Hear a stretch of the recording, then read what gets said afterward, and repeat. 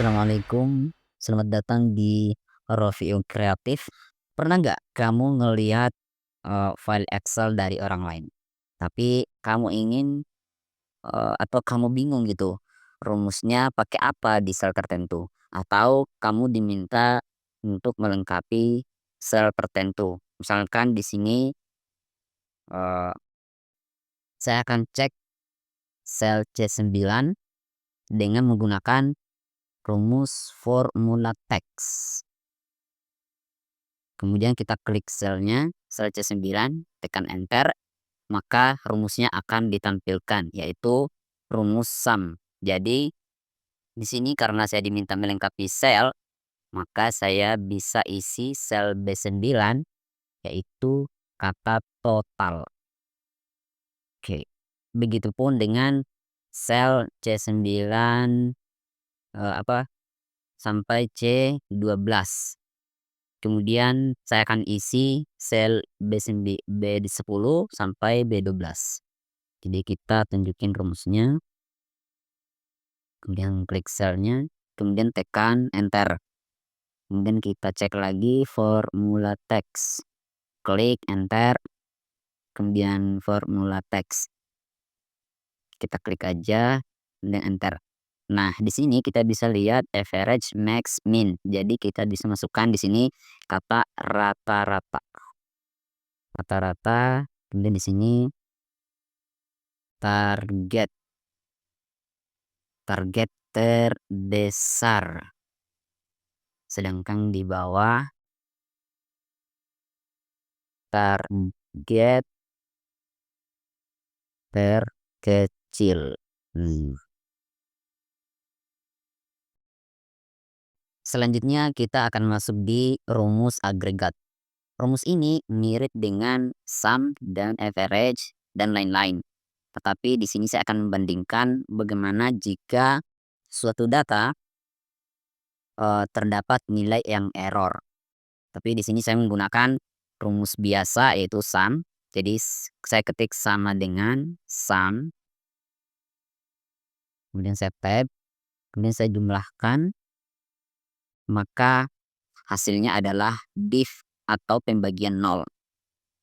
Begitupun dengan average. Saya menggunakan average, kemudian saya rata-ratakan di sini misalnya, tekan enter, maka hasilnya itu error ya.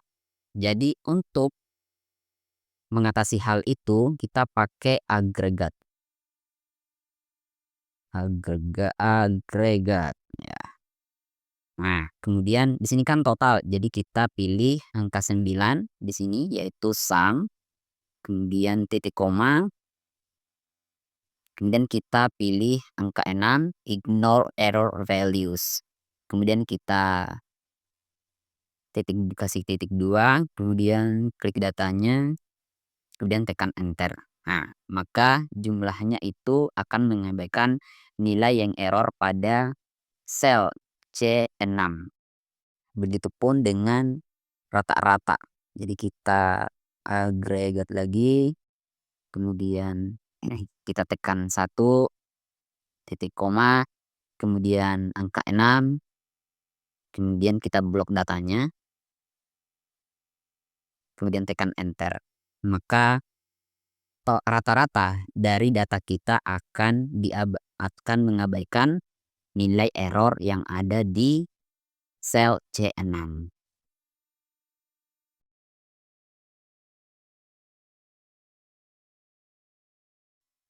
Sekarang kita akan masuk di kasus teks. Nah, ini kita akan masuk di proper, upper, dan lower. Ini cocok banget untuk kamu yang sering dapat data nama yang acak dari orang lain. Misalnya di sini kita dapatkan data itu Rani Kusuma. Di sini teksnya itu kurang rapi, guys. Ada huruf kecil, kemudian ada huruf besar lagi, kemudian tengahnya ada huruf kecil lagi, kemudian ada huruf besar lagi. Jadi untuk merapikannya kita bisa menggunakan rumus proper. Jadi kita ketik sama dengan masukkan kata proper. Kemudian kita klik sel B3, lalu tekan enter, maka setiap awalan eee, setiap huruf awalan nama akan berubah menjadi huruf besar. Oke, kemudian kita masuk di upper, upper. Kemudian kita klik sel nama asli, kemudian tekan enter. Maka semua huruf pada nama tersebut akan berubah menjadi huruf kapital semua. Kemudian kita lanjut ke lower. Kemudian kita klik selnya, tekan enter, maka semua hurufnya akan berubah menjadi huruf kecil. Jadi jadi ini cocok banget untuk menghemat waktu, buat kamu yang ingin merapikan data impor.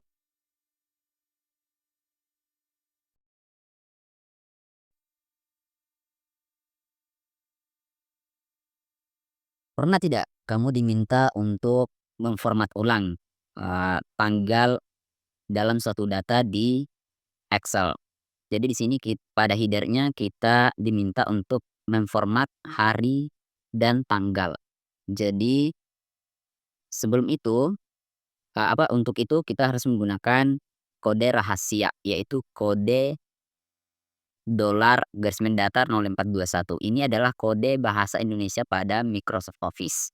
Jadi langsung saja ketik sama dengan, kemudian teks, kemudian oh sorry guys, teks, kemudian tab, kemudian saya pilih sel B3-nya, kemudian titik koma, terus kita tanda petik. Nah, kita masukkan nih kodenya guys ini, sampai seterusnya sampai Y, ya. Tekan tekan dolar. Oh iya, balas kurung dulu, buka kurung dulu ya. Garis datar 0421 terus, kurung lagi, terus DDD ini untuk menampilkan, nama hari, kemudian koma, DD, kemudian garis mendatar, kemudian ini YY untuk tahun. Kemudian kita kasih tanda petik, kemudian balas kurung, lalu tekan enter. Nah, maka hasilnya akan memformat sesuai dengan nama hari pada tanggal tertentu dalam bentuk bahasa Indonesia.